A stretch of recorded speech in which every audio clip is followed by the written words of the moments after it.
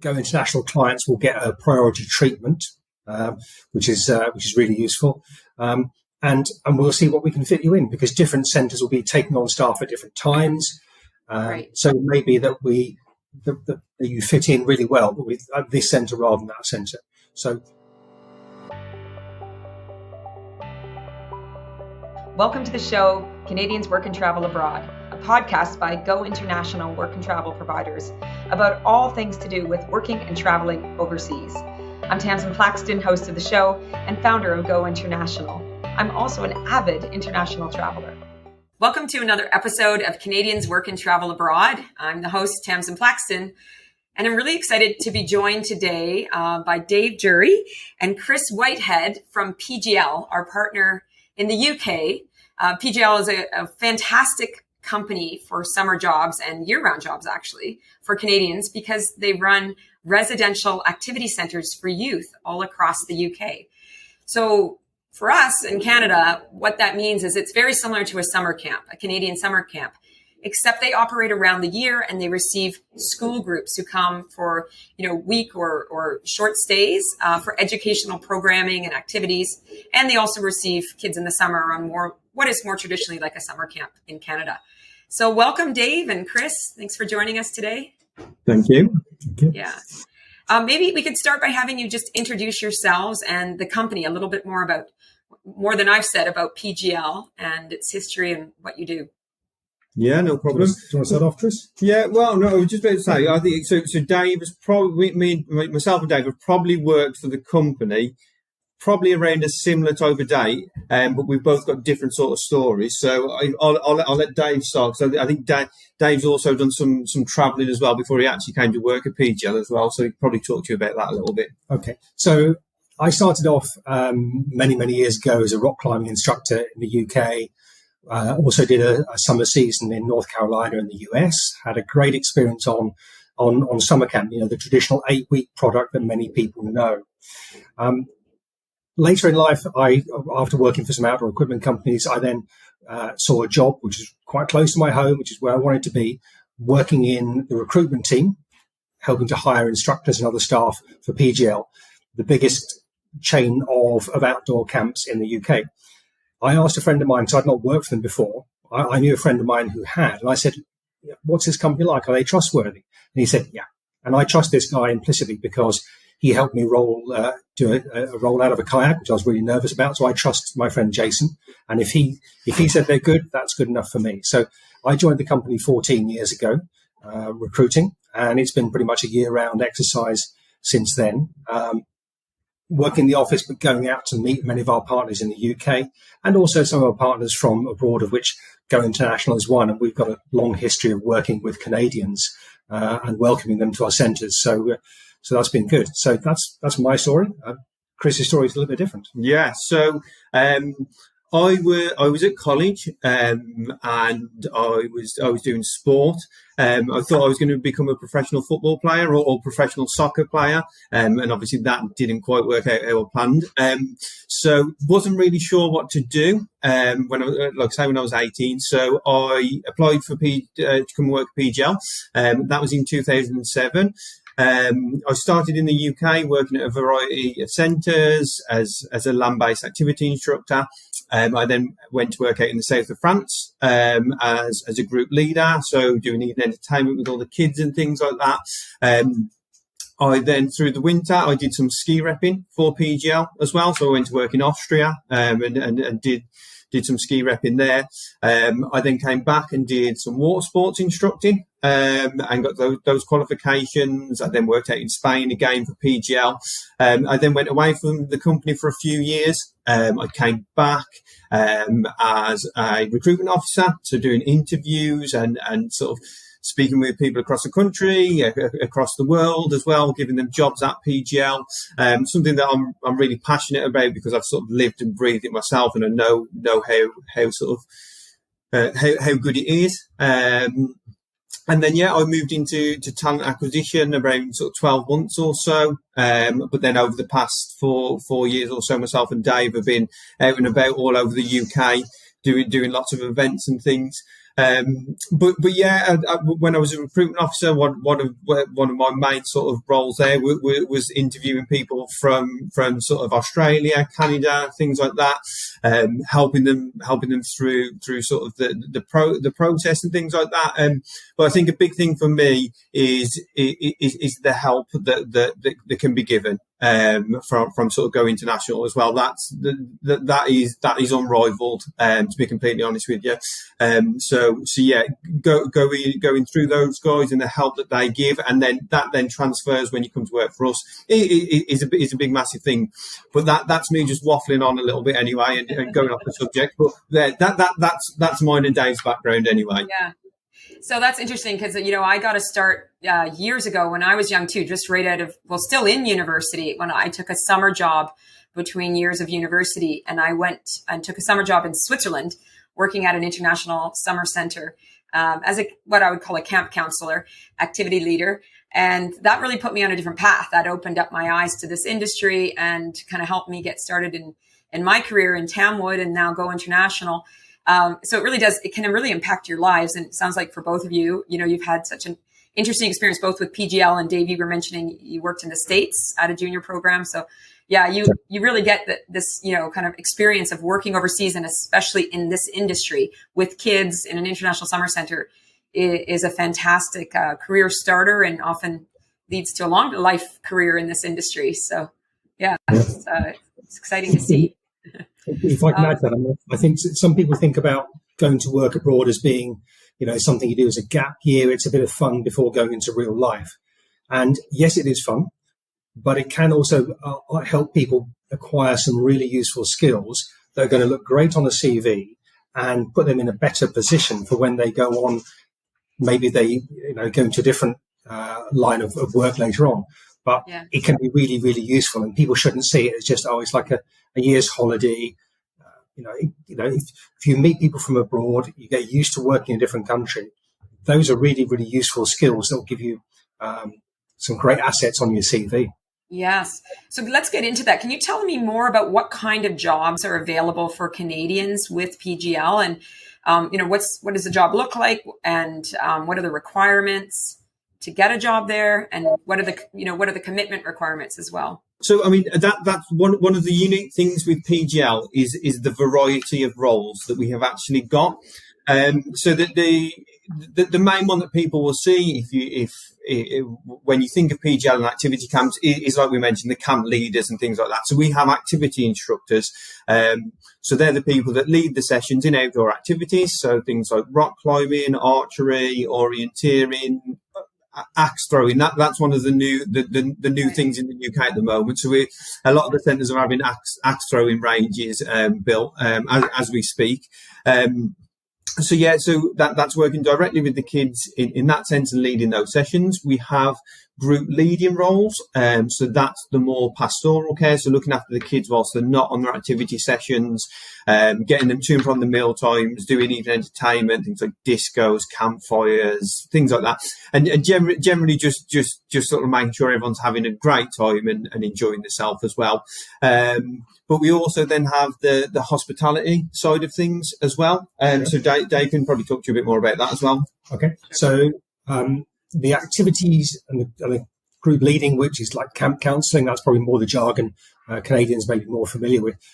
Maybe 2/3 of our staff on a centre are going to be in that department, but there's still 1/3 working in other areas, because some people maybe look at this thinking, I want to go and work abroad, but I'm not sure being an activity instructor, camp counsellor, group leader, it's not quite me, but I still want to go abroad. So on our centres, we have a canteen, which is like a big restaurant serving breakfast, lunch and dinner to literally hundreds of people every day, sometimes even thousands.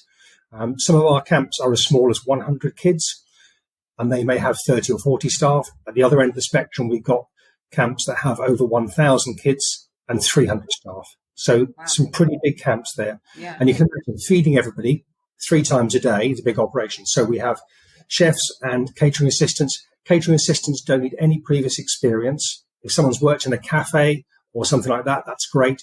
But we can provide full training and they can work in the catering teams. We've also got housekeeping jobs, which are cleaning jobs, cleaning the kids' bedrooms when the kids move out, changing the bed sheets, putting everything through the laundry, and also hoovering the common areas. As you can imagine, on a kids' activity centre, there's loads of muddy feet coming in, so we're always hoovering up bits and bobs of mud. So that's the housekeeping team for people who are quite happy doing cleaning. And then we also have retail. Now, on centre, we have an on-site souvenir shop selling sweets and souvenirs to the kids. They come in groups, so we're stocking the shelves and then doing the cash transactions through the till. And we also have a bar on centre, which is like an on-site British pub. So it serves beer, wine, spirits. Not to the kids, obviously. Not to the kids. I was like, what? At a summer camp? Who goes to the pub? The staff? Exactly. But, if we've got 250 staff on centre, then that's some of the clientele for the pub, right. And also maybe some of the teachers. But also they tend to offer teas, coffees, soft drinks, ice creams as well. So it's a bit more of a bar cafe. Right. So we're doing that. And for reference, because I know there's a point of difference here, I know when I was over in the States, I don't know what it's like in Canada, legal drinking age is 21. Right. In the UK, it's 18. So if people are 18, they can still enjoy a quiet beer. So we have jobs for people who are good with customers. If you've got a bit of customer experience, cash handling experience, perfect. Right. Yeah, I suppose quickly just going back. So I suppose I forgot to mention as well about the experience wise. So like Dave said, having a bit of customer service type of experience is sort of an advantage, but it's definitely not a deal breaker. You haven't got to have tons of experience in a certain field to come and work for PGL. We're able to train you in coaching, rock climbing, or serving points in the bar, or serving the food in the kitchens and things. What we can't teach is for people to be passionate and want to work in an environment with children. That's the big thing. And I think working with kids and children is something that you either really enjoy or you don't. If you don't enjoy working with children, PGL's probably not going to be one of the better places to come, because like Dave said, at some of the centres, there are literally thousands of them. If you enjoy working with kids, PGL is, I loved it. I was sort of really, really passionate about it. It was brilliant.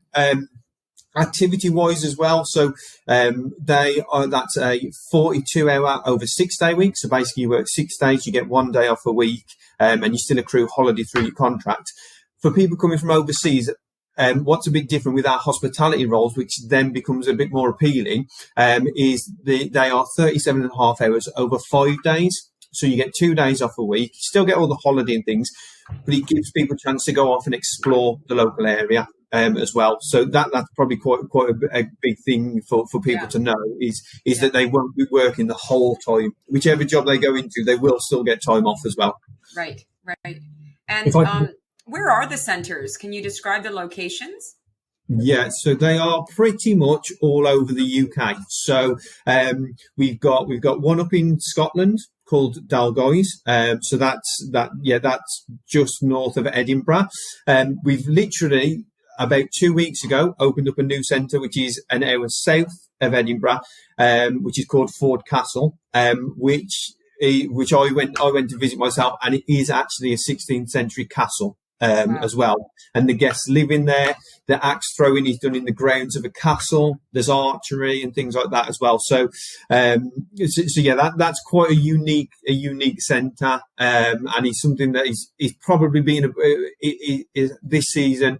As we've been promoting, it's been quite popular with people coming from overseas because of the photos that they can take and say this is where I'm living. Then we've got centres in and around the Midlands of the UK, so not too far from Manchester, and then we've got lots of centres in the south of England as well. We've got probably 3 or 4 that are within 2 hours of London, central London as well. So people who are wanting to get into London and explore there, you've got that side of things, and we have got some centres on the coast of England as well. So the stereotypical British seaside town, fish and chips and all that type of thing. Yeah. And are these like purpose-built centres, or are you taking over schools, or do you take over hotels? What's the facility that you use? It's a variety because we tend to go for larger sites. Thinking back, we've got a couple of former holiday camps. Yeah. We have a couple of hotels, an agricultural college. Lots of different reasons why these sites might have been as they are, and then we've adapted. We've used the space. We've put in more accommodation for staff and for guests, and expanded it. So I think the one thing, although they're all a little bit different, the one thing that ties them together is they tend to be out in the countryside, maybe 15 minutes outside the nearest town. And sometimes if people are not familiar with the UK and they say, what's your nearest centre to London? Because everyone's heard of London and Big Ben and the Tower of London, all those sites they want to go and see. As Chris said, we've got a few centres that are within a couple of hours of London. And if you have a day off, you can get up nice and early, plan your trains or buses and go and visit London. But we are outside. We're in the countryside where there's loads of space for the kids to run around. Yeah. But what people will find, and this is something that we do for all of our staff, but I think it's particularly welcoming for the Canadians and people coming from overseas, is that on each centre there's a list of amazing things to do in the locations around the centre. Like go to this little village, go to this little pub, go and see the ruins of something, go and see some history, go and see some beautiful scenery. So it gives people a chance to explore more of the UK as well as the sights of London. Right. And I know, the UK, I've been there a number of times, and it's the population's huge, but the country isn't actually that big. So nothing's too far from a town or city. Like it's not like the Canadian wilderness when you say a summer camp's out in the country and it's a 6-hour drive from the nearest city or town. In the UK, nothing's more than probably 15 to 20 minutes. Most of them would probably be walking distance from a town or a village, I would think. Yeah. And I think for us as well. So I think what we call a long journey, because we're such a small nation, what is a long journey to us? It's always quite interesting actually. So like I speak from people across the world and things, and I say, you just need to bear in mind that it's like a 2-hour journey from it still surprises me to this day that a 2-hour journey is classed as a short journey in certain areas, in certain countries and things like that. Yeah. So what's really long to me is just people commute to work every day 2 hours, just to get across the city of Toronto or across the city of across the lower mainland of Vancouver, and Whistler's just a 2-hour drive from Vancouver, and I think of that as a place people go for the day all the time. So I don't think the distances will shock people, and I think there's something really nice about being out in the British countryside because it's so different from the Canadian countryside. It's with your footpaths and your bridle paths and your little villages with pubs. It's really going to be an experience of the British culture. To immerse yourself in that, because you'll be living and working with maybe a couple of hundred other staff, most of whom are from the UK. Yes, there might be a couple of other Canadians or maybe a couple of other nationalities, but lots of British people from across the British Isles. So the north of England, south of England, Scotland, Wales. So a whole mixture of people, different accents. And as well, on your day off, you can go out into the local countryside or even plan a trip to a big city, whether that's Manchester or Birmingham or Bristol or London. So there's all these opportunities there. Yeah. And presumably you're going to get days off with some of these other fellow workers who are from the UK, who are British, and they've got cars and they've got friends and they've got places to take you. So you're going to get out and see things. Yeah. Yeah. So back when I worked on Centre, so in 2007, I met a lad there who was from Australia.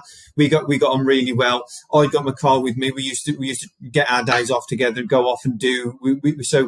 There's quite a big theme park in the UK called Alton Towers. It's quite a famous one.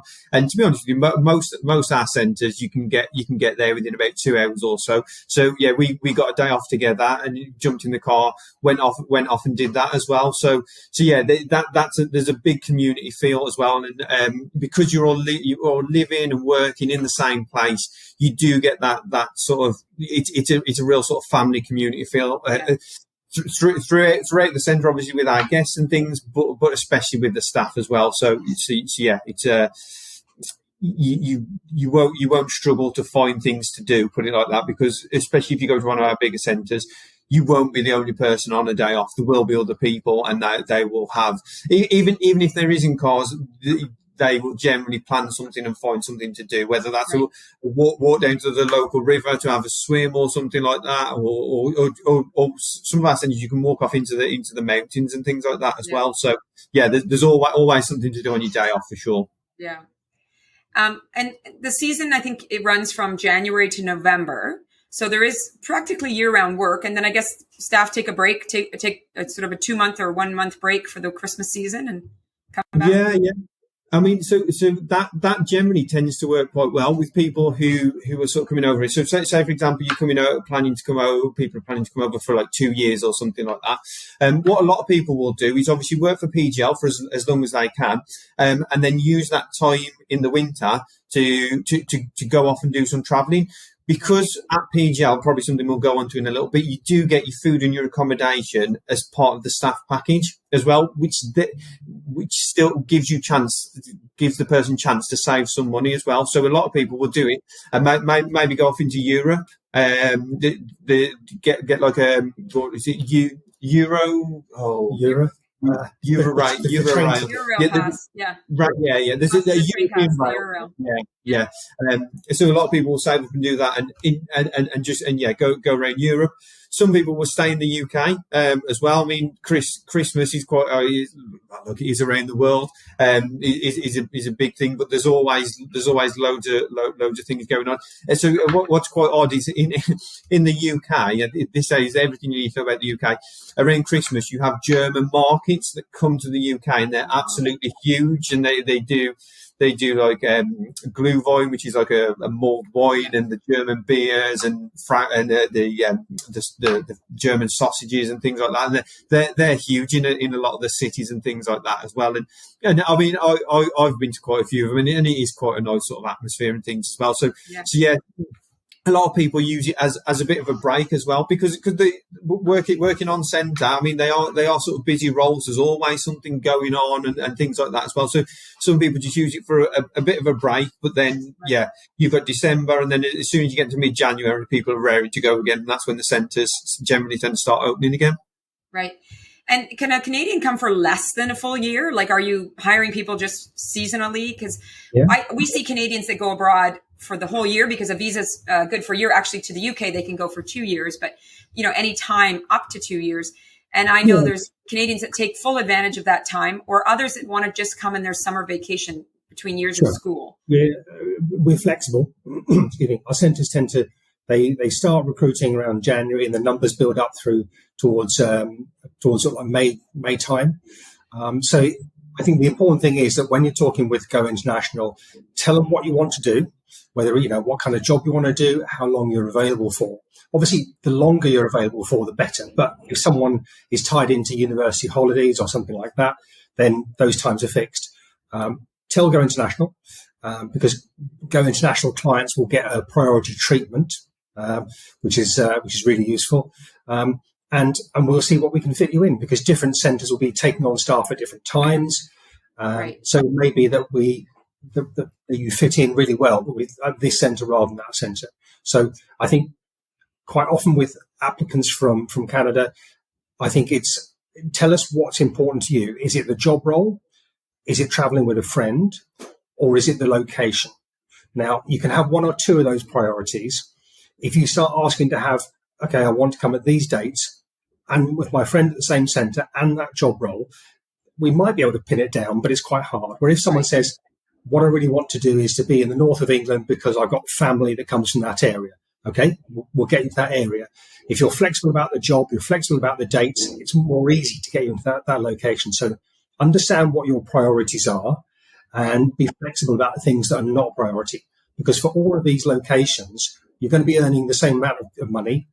You're going to be surrounded by kids. You're going to have a really good social scene with all the other staff that are on centre.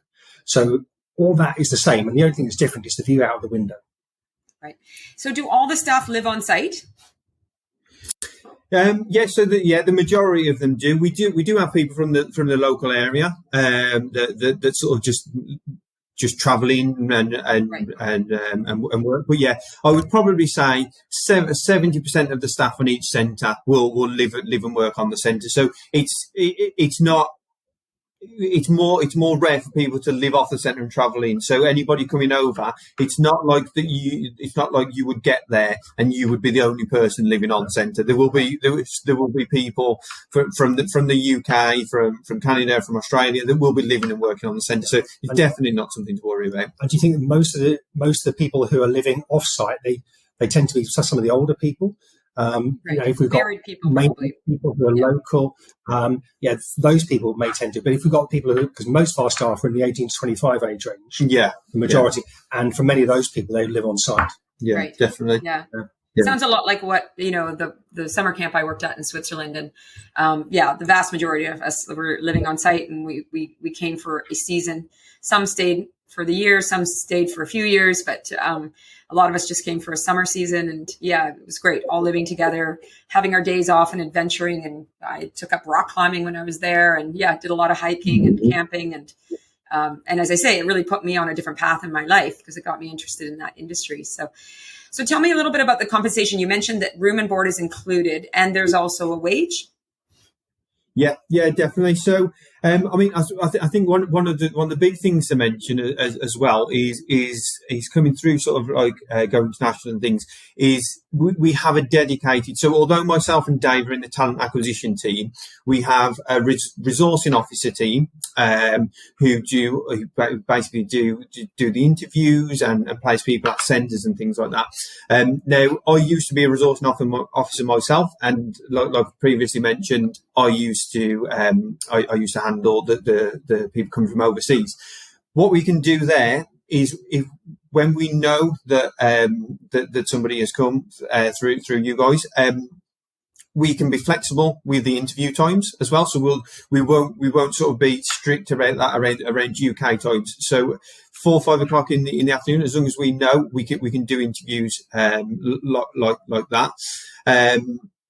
So and you will get an interview within a week or so of it coming through to us as well, and that is one of the big differences between just applying normally and that is it's like Dave has mentioned as well, is that priority. You get priority over other people, and that's something I can't really stress enough, because if we know somebody has come through Go International, it is different. They are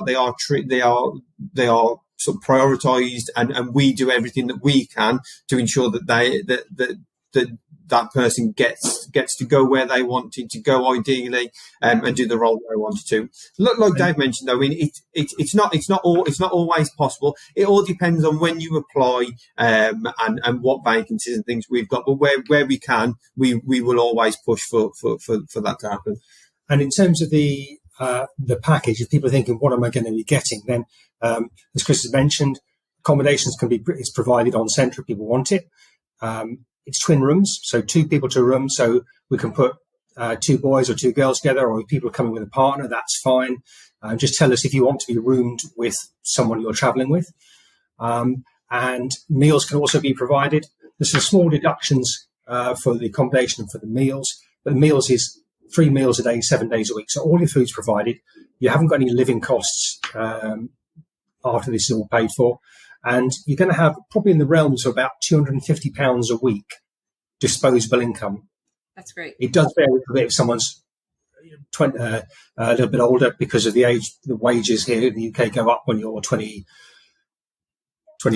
and then 23. Yeah. But in essence, it'll be probably around about £250 a week. Right.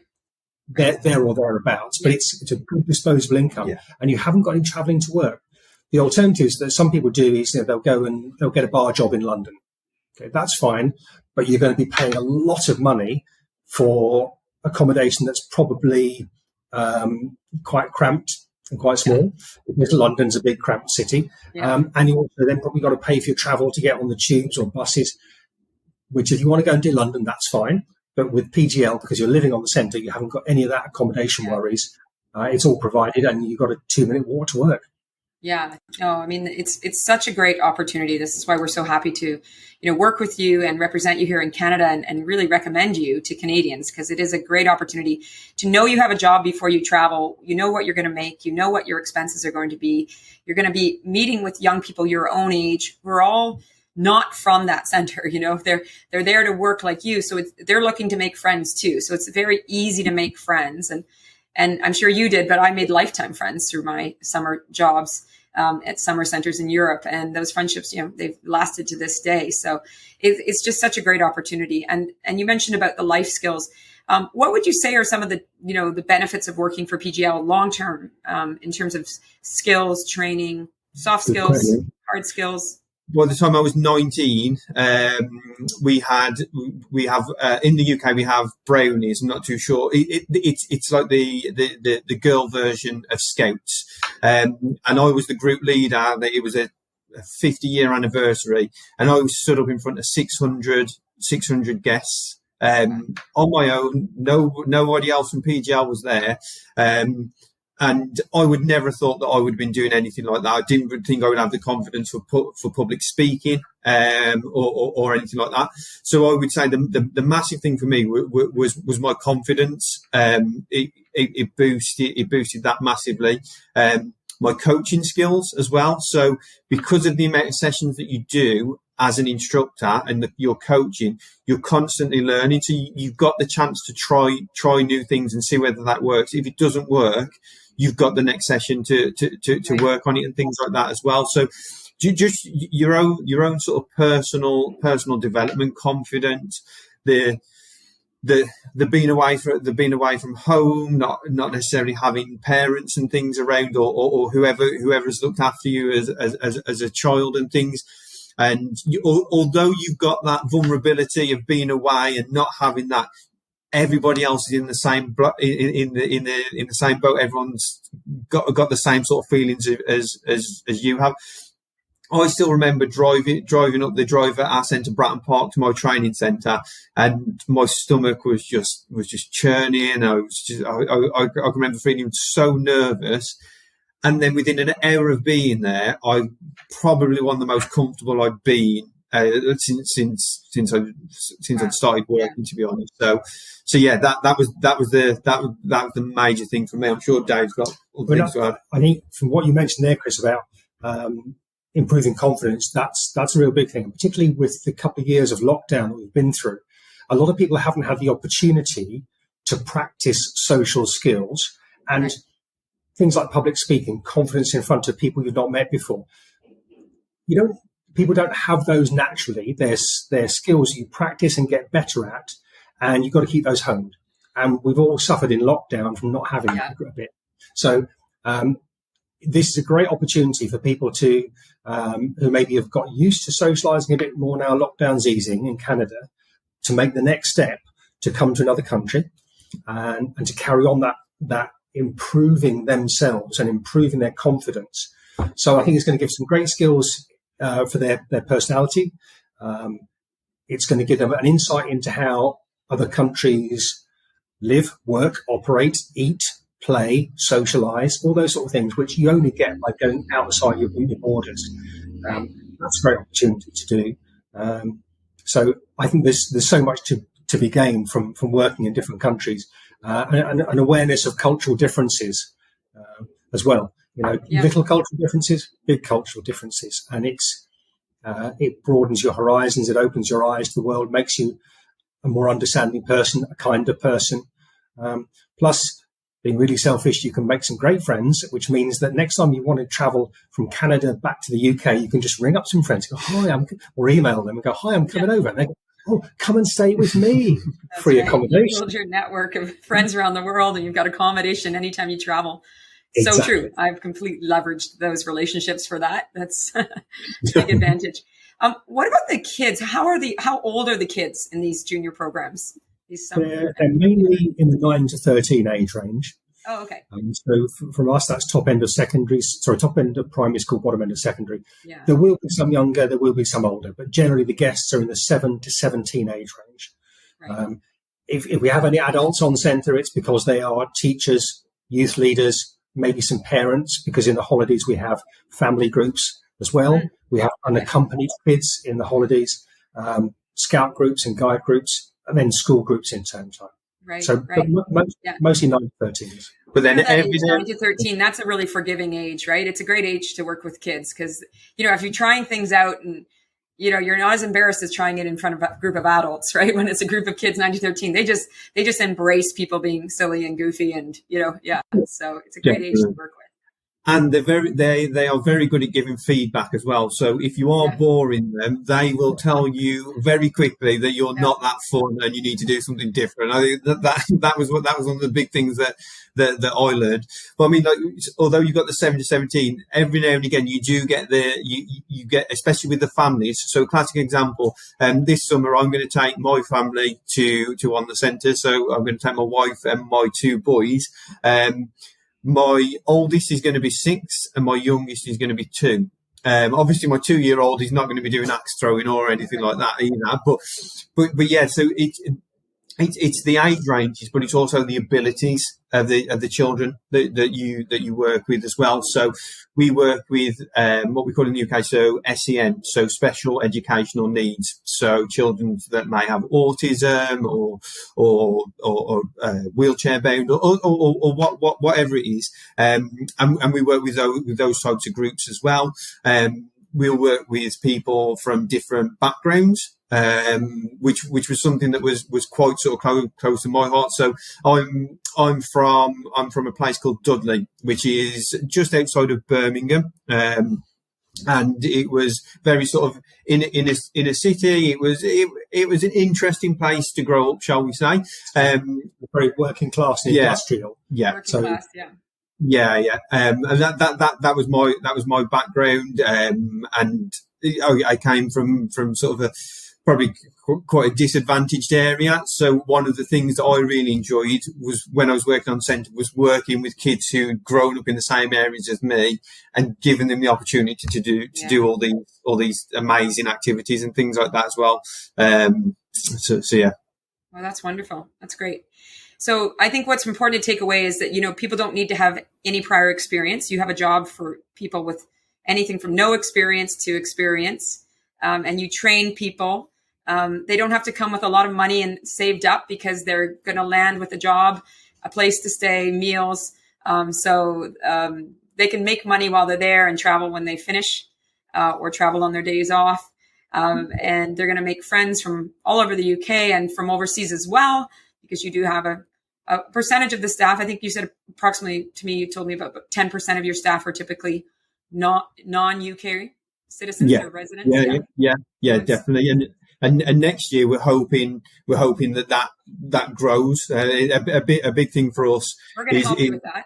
Yeah, definitely. Yeah, 100%. Yeah, I mean, a bit. And like, the thing is so I go and visit the centres as well.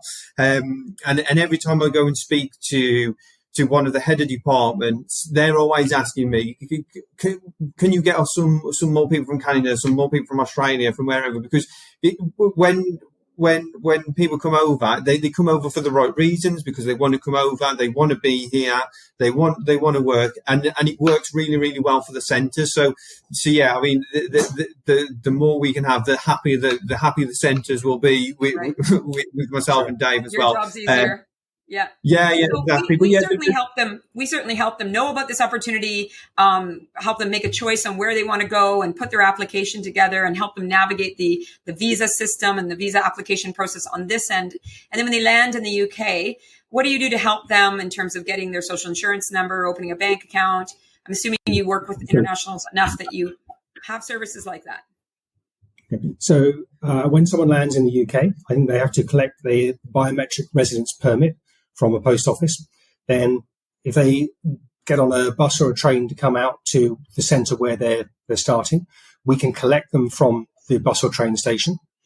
And if people need some advice, then if they email Go International, then we can look at that from this end and suggest what the most efficient route of getting from London to their centre is. So that's all part of the service. Yeah.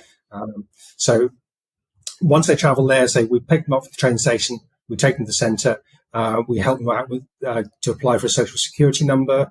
I think these days people are coming with like internet bank cards. You get like an app on your phone, which is your bank account, like Monese, Revolut. There's a whole host of them out there.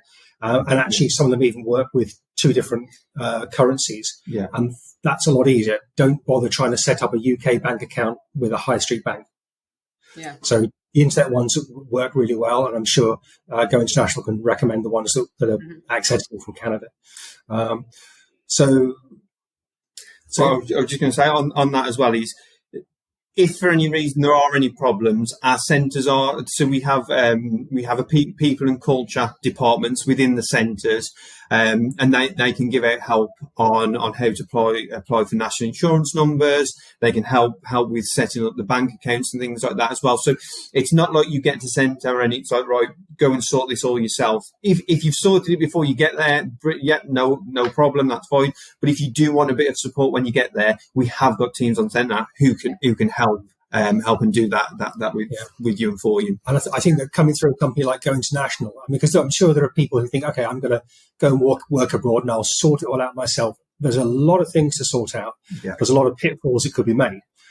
What going through a company like Go International does is it sorts the problem.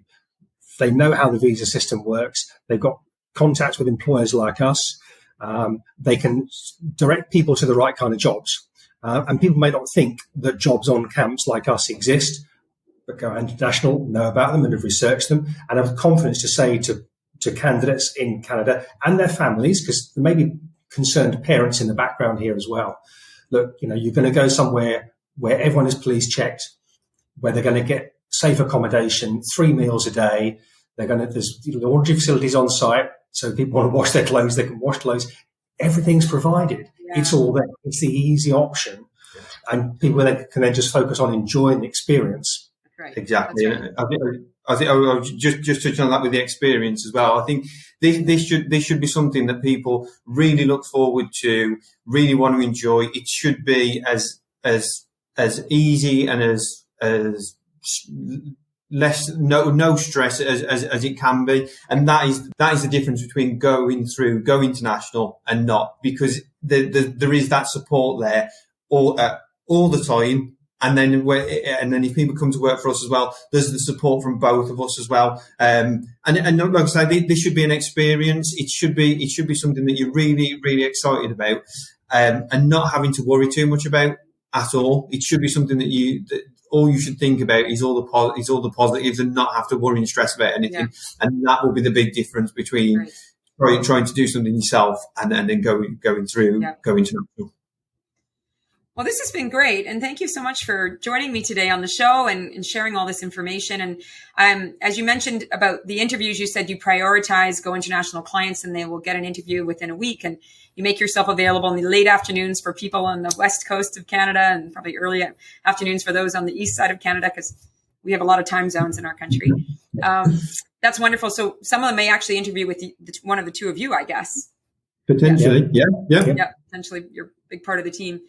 Well, that's great. And, thank you again for joining us. And we really appreciate the partnership. And we love what you're doing for Canadians and giving them this incredibly safe, organized, full international work experience. It's a great start for a young person to have their first or, early international travel experiences. So thank you. A pleasure. No problem. Thank you very much. And it's great. Great to work with Go International.